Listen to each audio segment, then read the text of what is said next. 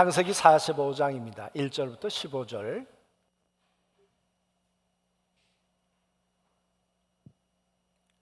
요셉이 시종하는 자들 앞에서 그 정을 억제하지 못하여 소리질러 모든 사람을 자기에게서 물러가라 하고 그 형제들에게 자기를 알리니 그때에 그와 함께한 다른 사람이 없었더라.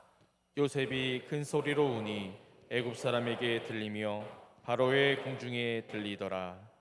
요셉이 그 형들에게 이르되 나는 요셉이라. 내 아버지께서 아직 살아 계시나이까? 형들이 그 앞에서 놀라서 대답하지 못하더라. 요셉이 형들에게 이르되 내게로 가까이 오소서.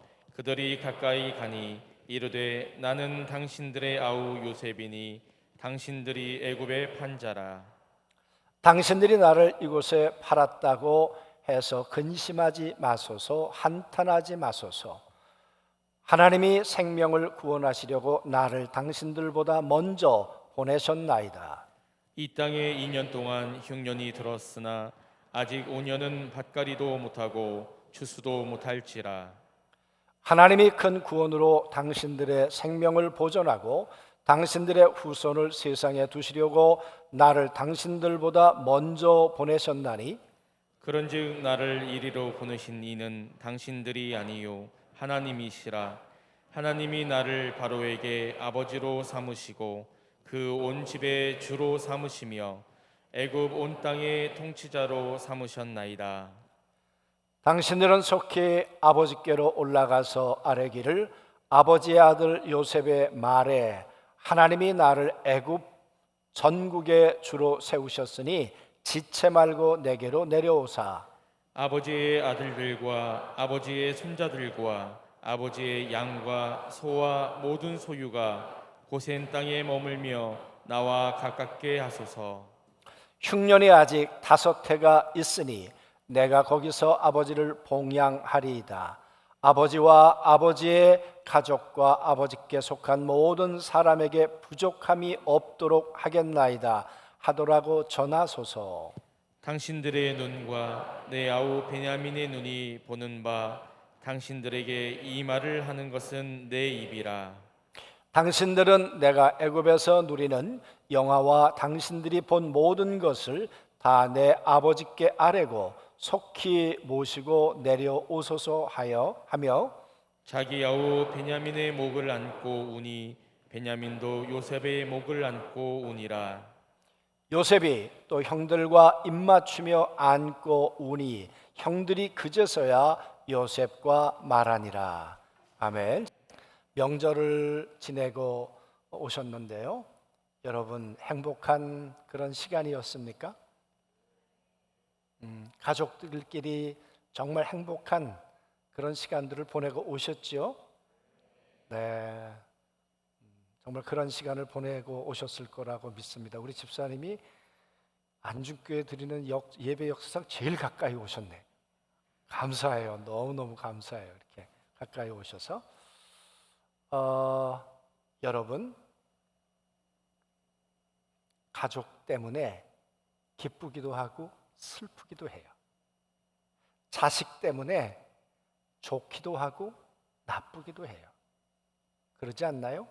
형제들 때문에 힘이 되기도 하지만 짐이 되기도 해요. 가족은 항상 좋은 것만도 아니고 또 항상 나쁜 것만도 아니에요. 그래서 어느 분이 말하기를 가족은 또 가정은 정원을 가꾸도 잘 가꾸어 간다 그랬어요. 여러분, 우리들의 삶 가운데 정말 하나님께서 주신 선물 중에 선물이 가족일 텐데, 그런데 말씀드렸던 것처럼 자식 때문에 또 부모님 때문에 또 동기간들 때문에 마음 상하고 상처받을 일도 있지요. 부모는 어려운 가운데도 모든 걸 준 것 같은데 자식들은 그렇게 말해요. 부모님이 날 위해 해준 게 뭐가 있냐고. 내가 이렇게 하지 않았냐고 그러면 다른 부모들도 다 그렇게 한다고. 그런 말 하는 놈들이 있죠. 예. 그런데 부모는요, 자식이 열을 해주면 천을, 많은 걸 만을 받은 것 같은 게 부모의 마음인데, 그런데 자식이 가까이 안 와요. 자식이 조금만 마음 써주면 천하를 얻은 것 같은데 그렇지 않단 말이에요. 그래서 가족이, 자식이 부모가 관계 속에서 불행하기도 하고 행복하기도 하고 그럴 수 있다는 거죠. 형제들도 마찬가지죠. 형제들도 때론 경쟁도 하고 갈등도 할 수 있겠지만 옆에 있어 힘이 되는 형제들 때문에 때론 감동을 받고 힘을 얻기도 하지만, 그러나 그 형제들이 준 상처 때문에 원수처럼 마음이 멀어질 때도 있죠. 그런데 참 이상한 것은 이렇게 말해요. 피는 물보다 진하다. 그래서 가족이 그만큼 소중하단다. 살아보면 피는 물보다 진해. 그래서 혈육이라는 게 얼마나 소중한 건지 잘 가꾸며 살아야 한다. 그런 이야기가 되겠죠. 오늘 요셉의 이야기를 몇 번에 걸쳐서 보고 있는데요, 요셉의 가정사는 참 복잡했습니다. 아버지가 불행의 원인을 제공했어요. 왜? 아내를 내두었으니까. 그 안에서 형제들이 태어났는데 사이가 좋았겠습니까? 서로 통하는 형제도 있었겠지만 왕따시키는 형제도 있었단 말이죠. 그러니까 행복하기도 하고 불행하기도 했던 것이 바로 야곱의 가족이었습니다. 여러분, 그랬던 이 요셉의 삶에 이제 형들로부터 버림받아서 22년이라고 하는 세월이 지나서 오늘 형들과 대면하게 되었습니다. 요셉은 총리가 되었습니다. 오늘 여기 말씀해 보면 내가 애굽의 온 천하의 주가 되었다. 권력이 있습니다. 돈이 있습니다. 가지고 있는 모든 것을 풍성하게 가지고 있는 사람이 바로 요셉이었습니다. 그러나 형들은 가나안을 이겨내지 못하고 그는 저 가나안에서부터 애굽까지 거지가 되어서 먹을 걸 구걸하러 온 사람이 바로 형들이었죠. 여러분, 과거에 나를 웅덩이에 던진 사람, 나를 팔아서 이렇게 22년 동안 아버지의 얼굴을 못 보도록 만든 그 형들과 다시 만났다, 그 말이에요. 그런데 오늘 이 만남 속에 보니까 울어요. 그것도 그냥 우는 것이 아니라 방성대곡을 해요. 바로의 궁에 옆에 있는 궁에서 틀릴 만큼 이게 웬일이냐? 왜 요셉이 우냐? 바로가 듣는다면 그 주변에 있는 사람들은 다 듣지 않았겠습니까? 여러분, 요셉이 울어도 됩니까? 총리라고 하는 나름대로 자기의 위치가 있는데, 그리고 내가 왜 울었는지가 밝혀지게 되면 자기의 신분이 노출되지 않습니까? 이 요셉은 가나안 사람이에요. 물론 알았겠죠. 그런데 지금 요셉이 만나고 있는 사람들이 가나안에서부터 온 요셉의 형제들이에요. 그 당시에 애굽 사람들이 가나안 사람들을 어떻게 생각했을까요? 불가촉 천민 취급을 했다, 그 말이에요.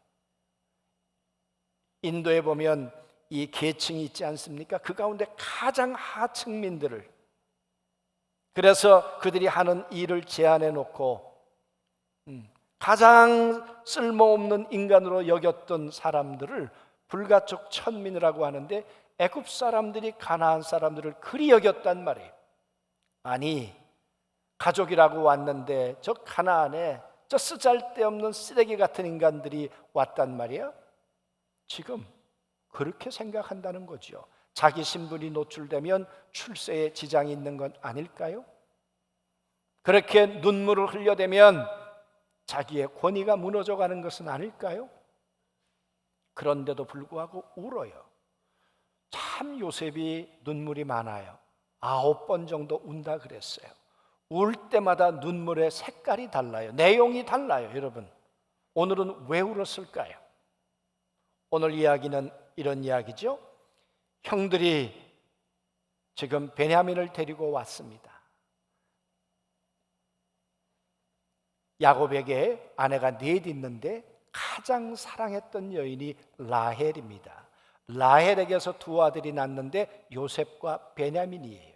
그러니까 지금 베냐민과 요셉은 엄마가 같아요. 이 베냐민을 낳다가 어머니 라헬이 죽습니다.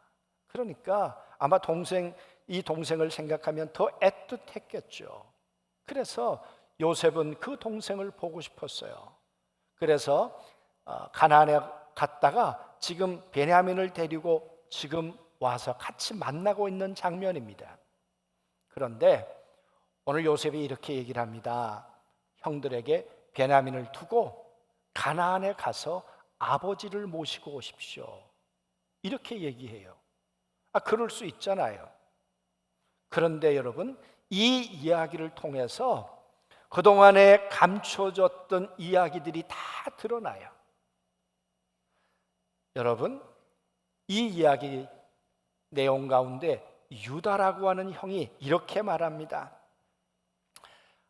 한 아이가 없어졌을 때 나는 그 녀석이 틀림없이 짐승에게 당했다고 생각했었다. 그 후로 아직 내 눈앞에 나타나지 않고 있다. 이게 요셉의 아버지 야곱의 처지예요. 왜? 형들이 짐승의 피를 묻혀가지고 요셉의 옷을 가지고 와서 아버지에게 사기쳤잖아요. 아버지에게 거짓말 했잖아요. 그러니까 아버지는 그 이야기를 믿고 그 이후에 내 아들이 나타나지 않았어. 내 아들 요셉은 그렇게 찢겨 죽었을 거야. 그러니 여러분, 어떻게 보면 야곱도 잘했는지 못했는지는 모르겠지만 네 여인 가운데 라헬만 자기 부인처럼 여겼어요. 그래서 라헬을 통해서 태어난 요셉과 베냐민에 대해서 아주 지극정성이었죠. 그랬는데 요셉이 사라져버린 거잖아요. 여러분, 내 아버지가 그렇게 살았다. 22년 동안 내 아버지가 어떻게 살았는지를 유다의 입을 통해 듣고 있는 거예요. 얼마나 그리운 아버지의 이야기입니까? 가슴이 뭉클했을 것입니다. 그런데 만일 그 아이마저 나에게서 데려갔다가 무슨 변이라도 만난다면 그때 이 늙은 백발이 슬퍼하며 지하로 내려가는 꼴을 보겠나이다. 만약 이 막내 베냐민을 두고 우리가 올라간다면 내 아버지는 살 수 없을 것입니다. 당신은 내 아버지를 죽이는 살인자가 되는 것입니다. 그 이야기죠. 응? 아이 없는 것을 보고 곧 숨이 넘어가실 것이라. 그렇게 되면 소인들은 어른의 종 저희 아버지로 하여금 백발로 슬퍼하며 지하로 내려가게 하는 격이 됩니다. 요셉에게 얘기하는 거예요. 만일 이 아이를 아버지에게 도로 데려가지 못한다면 소인이 평생 아버지에게 죄인이 되리라 다짐하고는 이 아이를 제가 책임지고 나섰습니다. 여러분, 뭘 느끼고 있습니까? 나를 팔았던 형들. 이 지금 형들이 하는 이야기예요. 거기에 물보다 진한 피가 흐르고 있지 않나요? 형제 사이에 피가 흐르고 있고 아버지와 아들 사이에 물보다 진한 피가 흐르고 있는 거 아니에요? 우리 아버지 그렇게 죽게 하실 수 없습니다. 내 막내 동생을 두고 갈 수가 없습니다. 그러면서 유다가 하는 말이 무슨 얘기입니까? 차라리 나를 잡아두시고 그리고 이 막내 동생 베냐민을 아버지를 위해서 보내십시오. 여러분, 이게 유다 형의 이야기예요. 내가 팔 때 내가 버림받았을 때, 그때 형들이 나에게 모질게 했는데 22년 지나고 보니까 이 형들이 변했어요. 동생을 지극히 사랑하는 핏줄이 되었어요. 그렇다면 이 형들은 나를 그리워하지 않겠는가, 그 말이에요. 나를 팔았다고 때론 그 형들에 대해서 원망도 할 때가 있었는데, 그런데 아니구나, 물은 피는 물보다 진한 것이구나, 이 깊은 가족애를 지금 느끼고 있는 것이죠. 이 이야기를 들으면서 요셉의 울음보가 터진 거예요. 형, 나도 그리웠어. 아버지가 너무도 보고 싶어. 오늘 그 얘기 아니겠습니까? 응? 여러분, 요셉이 참 어려웠을 텐데, 요셉이 형들에게 받았던 상처와 미움이 깊었을 텐데 어떻게 이 감정을 넘어설 수 있을까? 여러분, 우리가 이성으로 사는 것 같지요? 우리가 뭐 철학과 가치를 가지고 사는 것 같지요? 그러나 여러분, 우리의 감정이 우리를 지배하지 않나요? 기분 나빠서 천국도 안 간다니까요. 기분 나빠서 교회 안 온다니까요. 교회 가는 거 모르나요? 예배 드려야 되는 거 모르나요? 봉사해야 된다는 거 모르나요? 알아요. 왜 안 오세요? 마음이 상해서.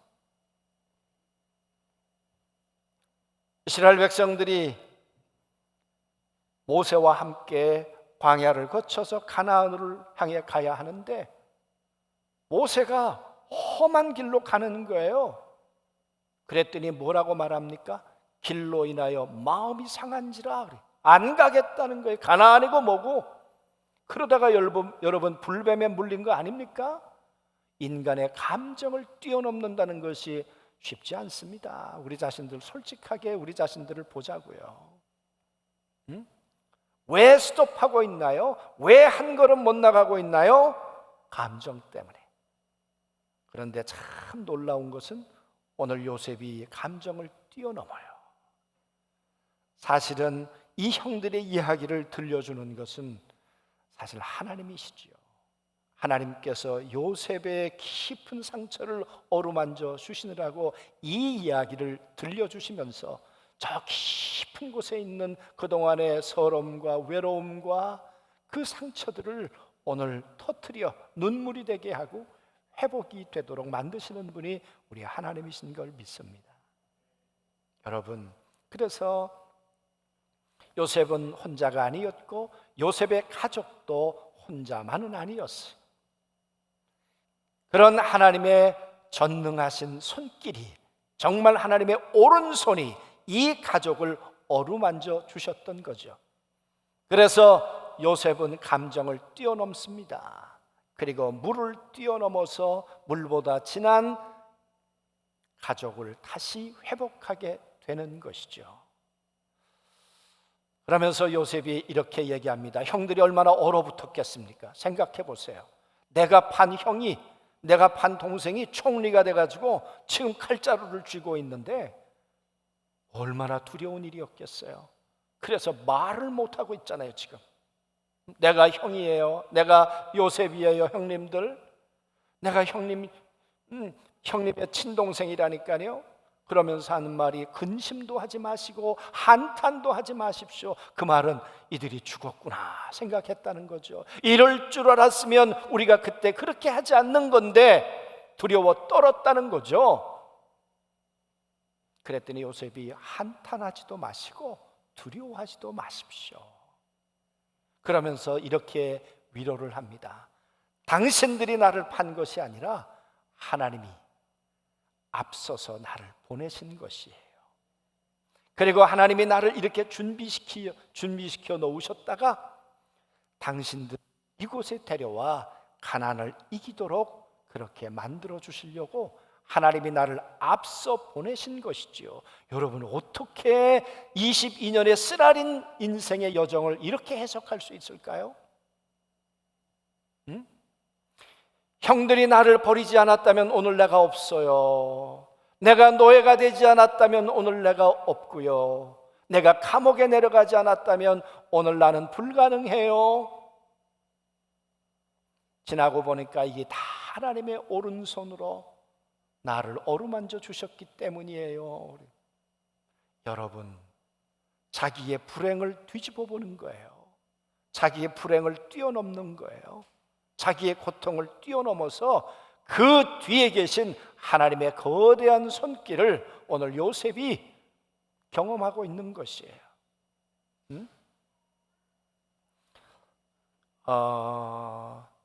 요즘에 그 송혜 선생님이 세상을 떠나시고 난 다음에 그 뒤에 그 사회를 맡은 사람이 김신영이라는 개그맨이잖아요. 제 후배가 그 김신영에 관한 한 유튜브를 하나 보내주었어요. 제가 그걸 보다 보니까 이런 내용이 나오더라고요. 자기가 초등학교를 60군데 다녔대. 2학년 1학기만 8번을 다녔대, 전학을. 왜 그랬을까요? 아버지가 사업에 망해가지고.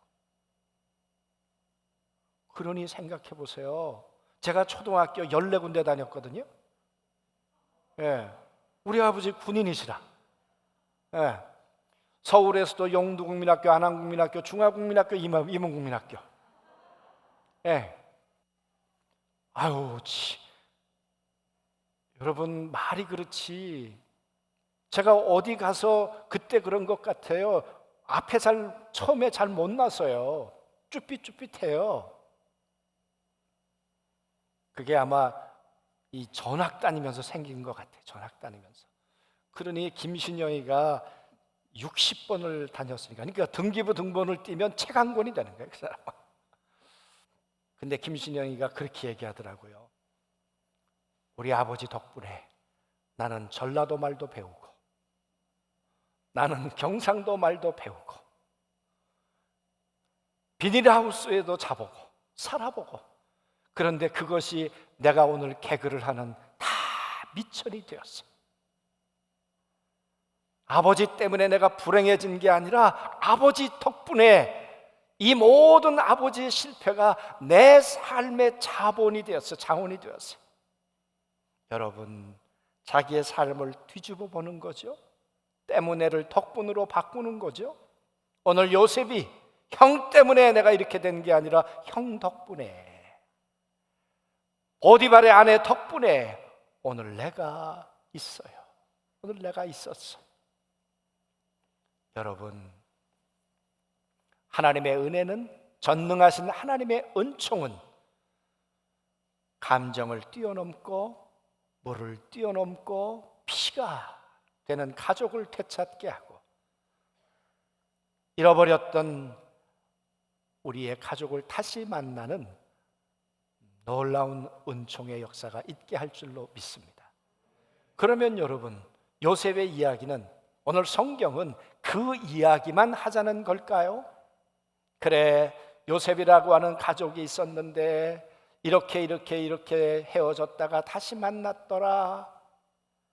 가만히 보면 오늘 하나님이 하고 싶었던 이야기는 그 이야기를 뛰어넘는 것은 아닐까.